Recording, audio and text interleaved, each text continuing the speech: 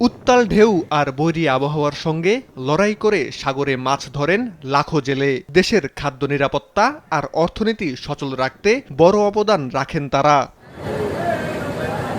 পরিসংখ্যান বলছে দেশের মোট মাছ উৎপাদনের 12.5% বেশি আসে সমুদ্র থেকে, আর জিডিপিতে এই খাতের অবদান প্রায় 1%। মাছ ধরার নিষেধাজ্ঞা, তেলের দাম বৃদ্ধি আর ঋণের বোঝা যেন তাদের জীবনের নিত্যসঙ্গী। এমনকি নিষেধাজ্ঞার সময়ে সরকারের দেয়া চালও চাহিদার তুলনায় সরবরাহ করা হয় অনেক কম। ফলে বাধ্য হয়েই মহাজনদের দাদনের ফাঁদে বন্দী হতে হচ্ছে তাদের।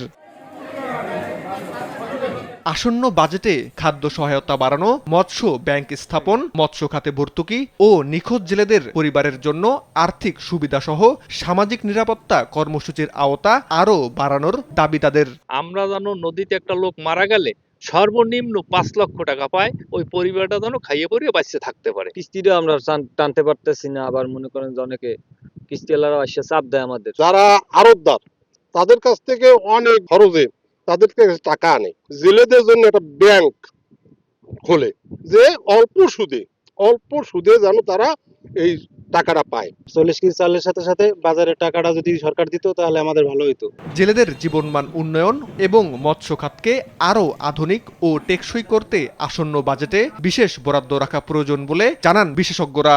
তাদের কিন্তু আসলে ডিজিটাল কোনো ট্র্যাকিং সিস্টেমটা নাই।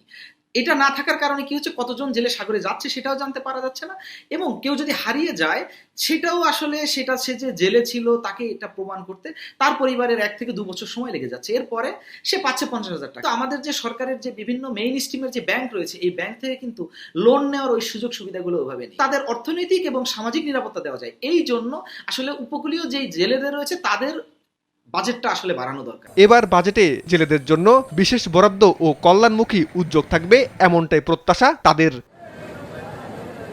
সীমান্ত বর্ধন, নিউজ ডেস্ক, দেশ টিভি।